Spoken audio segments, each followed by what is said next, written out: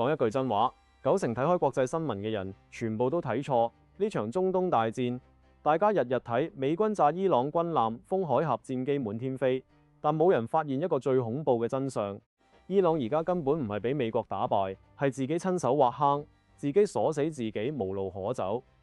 喺伊朗伊斯法罕省有一座叫曲頭山嘅秘山，地底100米花崗岩深處匿住一批足以搞亂全球局勢、拖死成個伊朗政權嘅高濃縮鈾。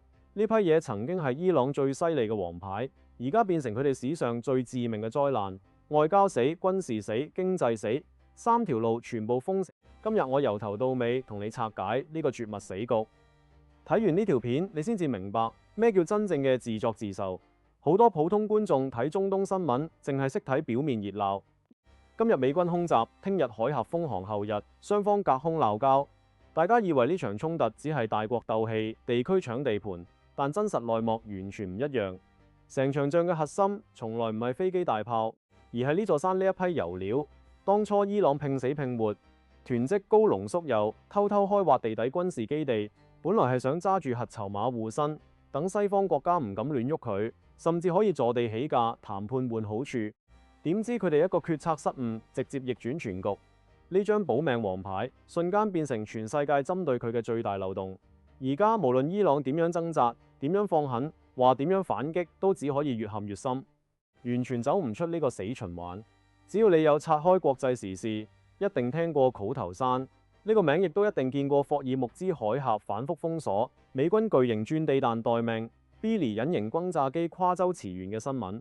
但絕大部分媒體都唔會同你講最關鍵嘅邏輯。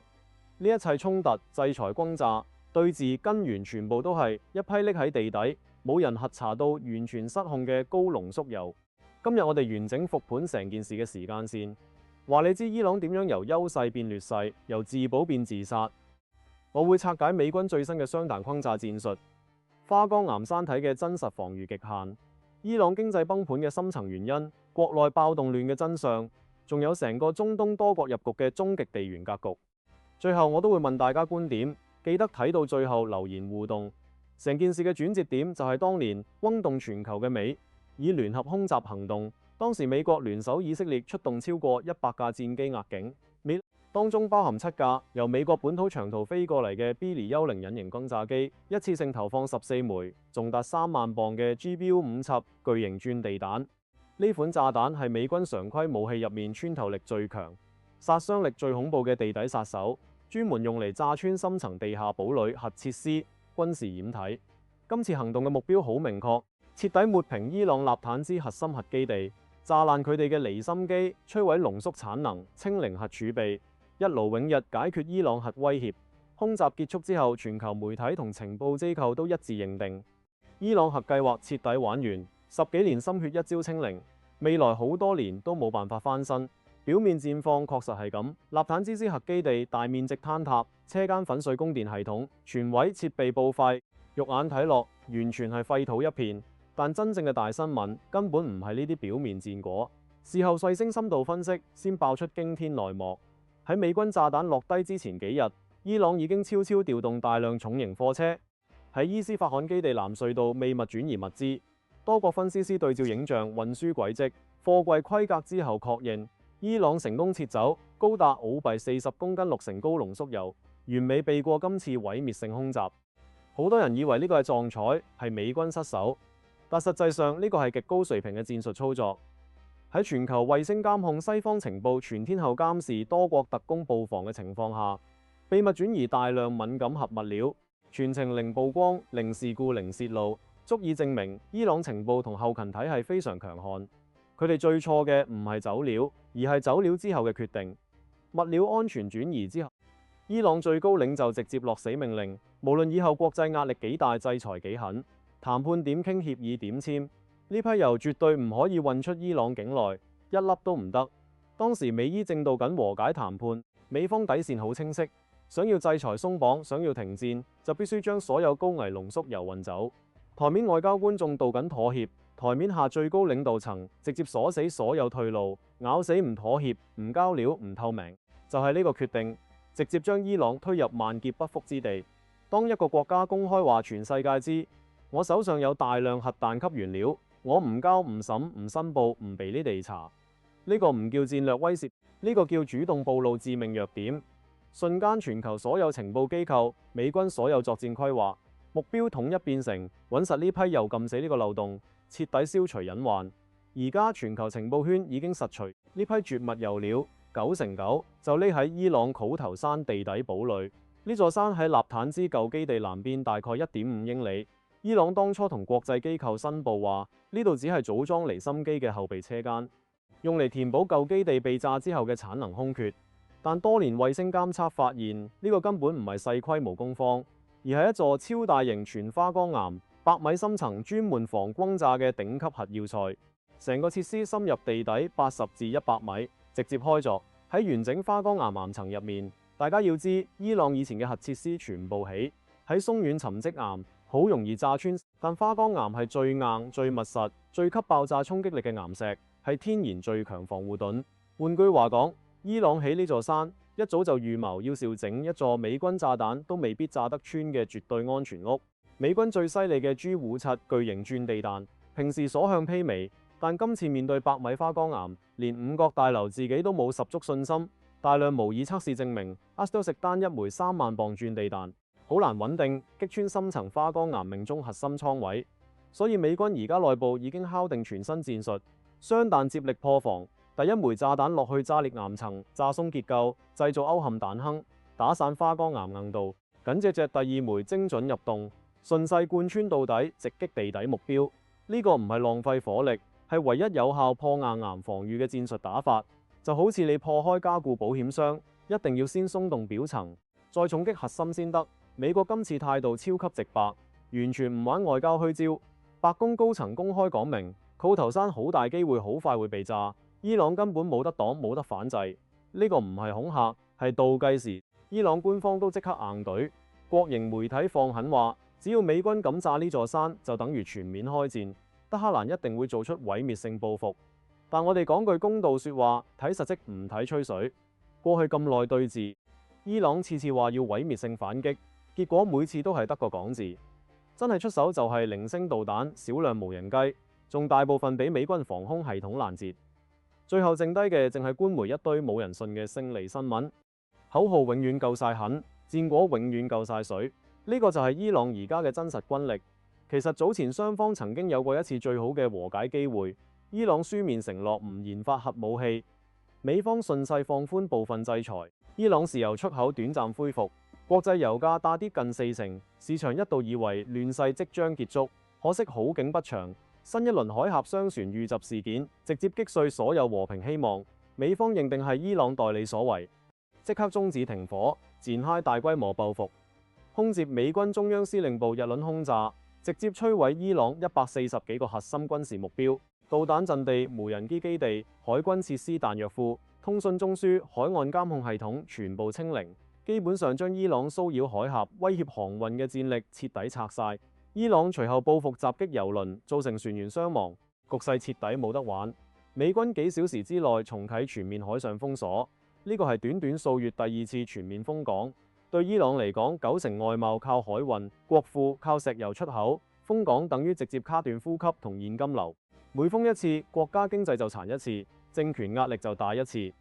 往後幾星期，戰火持續升級，美軍打擊清單不斷擴大，由海防設施一路炸到革命衛隊總部、山地地下導彈庫、遠程雷達、地底無人機網絡、快速攻擊艇。原本嘅零星報復，變成一場持續系統性針對性嘅清剿，目的就係徹底剝奪伊朗控制霍爾木茲海峽嘅所有能力。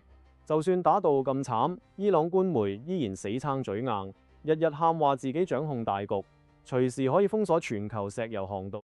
伊朗外長仲提出以眼還眼嘅對等反擊理論，話美軍打幾多，伊朗就還幾多。針對呢句吹水説話，美國國務卿盧比奧講咗一句超級到位嘅金句，直接改寫成場戰爭規則。美方而家唔係以眼還眼，而係以頭還眼。你伊朗整1分傷害我，美國還你10分代價，絕對唔對等，絕對要加倍，絕對要不對稱碾壓。由呢個規則出台之後，成場衝突徹底失衡。伊朗每次少少挑釁，換來嘅都係美軍新一輪大規模轟炸、新一輪目標擴容、新一輪戰力清零。伊朗甚至囂張到將英國空軍基地列入報復目標。結果英國只係淡淡回應隨時備戰，完全唔將佢放喺眼內。大家都睇得好清楚，伊朗而家係輸打硬撐，靠放狠話揾翻少少體面。但最致命、最摧毀伊朗嘅，從來唔係炸彈，而家係經濟全面崩盤。戰前伊朗每日原油出口210萬桶，係國庫最大收入來源。封鎖之後，出口近乎歸零，月收入暴跌20倍，得翻極少收入。牛津經濟數據證實，單係海上封鎖就切掉伊朗70%出口收入，每日經紀審視高達4億3500萬美元。呢個極迫嘅損失根本唔係幾句口號可以挽回。伊朗貨幣狂貶值，通脹飆到50-60%。IMF 預測全年經濟收縮超6個百分點。伊朗內部官員直白預警，就算即刻停戰，重建經濟都有10年以上先有機會復原。經濟一塌，政權統治根基即刻鬆動。好多人誤以為伊朗靠民心維穩，其實真相好現實。佢哋靠兩樣嘢：現金流同高壓鎮壓。而家現金流斷咗，鎮壓成本仲越嚟越高，社會怨氣徹底壓唔住。而家伊朗境內亂象重生，投資民眾血本無歸，街頭抗議，醫護長期拖糧罷工，退休人員抗議通脹壓垮生活。面對所有民怨，政府唯一招數就係催淚瓦斯武力驅散，大規模拘捕，甚至議會直播講到敏感內容都可以即刻被切斷，足以證明內部危機已經嚴重到唔敢俾民眾知真相。更嚴重嘅係，統治階層已經嚴重分裂，強硬派直接鬧爆外交派，係話簽署和解備忘錄，係叛國，係出賣革命。而家嘅伊朗唔只係政府同民眾對立，連上層自己人都內鬥分裂，局勢根本冇穩定性可言。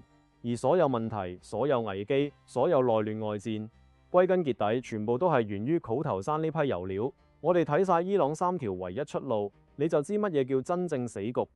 第一條路交出油料，出極境外，換取制裁鬆綁同和平。但最高領袖已經落死命令，絕對唔准許。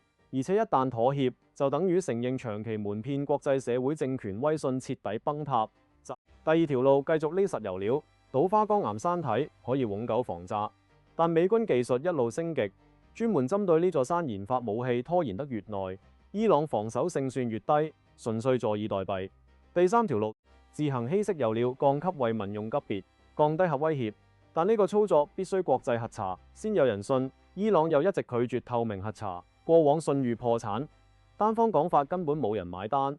3條路全部倒死，完全係自困死局，唔係美國害佢，係佢自己每一步都揀錯，親手鎖死所有生路，仲俾足理由。西方國家無限制裁、無限轟炸、無限施壓，就連一向溫和中立嘅國際原子能機構 IAEA 都出史上最嚴厲警告，直言伊朗係全球唯一違規囤積高濃油、長期唔透明、唔接受核查嘅條約國。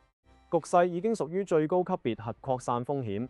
最恐怖嘅係，伊朗核爆發能力極強，美方情報早已經證實，只要伊朗肯落決心，2週之內就可以提煉出足夠做多枚核彈嘅武器級原料。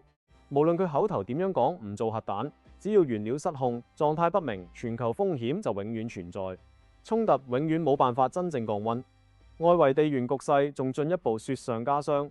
美國國內雖然政治撕裂，但依然獲批駐俄戰爭預算，足夠長期維持中東交易。也門胡塞武裝上映，伊朗仰人封鎖曼德嘅海峽，沙特、阿聯酋直接參戰打擊伊朗勢力，俄羅斯亦都暗中借力。伊朗局勢牽制美國精力，令美軍深陷中東，無暇顧及烏克蘭。伊朗原本嘅算盤係持久戰，想拖到美國厭戰撤軍、妥協讓步，但今次佢哋徹底失算，因為呢批油料係永久籌碼，為美國提供永不過期嘅介入理由。時間完全唔站喺伊朗一邊，再加埋經濟崩盤、民生暴亂，派系內鬥高層連麥，接班危機。而家嘅伊朗已經係四面楚歌，只可以被動續命，完全冇翻盤能力。未來局勢淨係得兩個結局：一、美軍空襲稿頭山，試圖摧毀地底油庫，引爆全面區域衝突；二、長期拉鋸對峙，制裁轟炸永不停止，伊朗政權慢慢被耗死。無論邊個結局，中東局勢都只會越嚟越亂，絕對唔會輕易收場。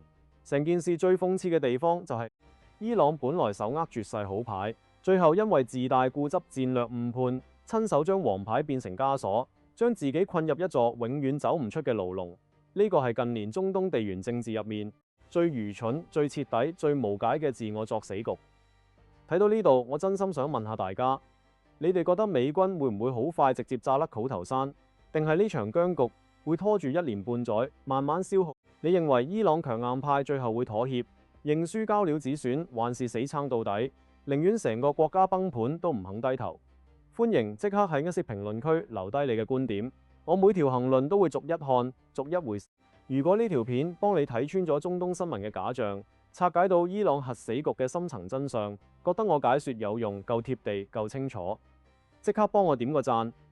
點讚可以推俾更多鍾意睇國際局勢嘅朋友，等更多人識得看透新聞背後嘅真相。仲未訂閱我頻道嘅朋友，記得即刻點擊訂閱，開埋小鈴鐺。中東局勢每日極速更新，轟炸、制裁、地緣博弈，日日有新進展。我會持續為你出最地道、最通俗、最深度嘅粵語拆解，絕對唔會讓你錯過任何關鍵變局。今次分享就到呢度，多謝大家收看，我哋下條重磅時事片再見。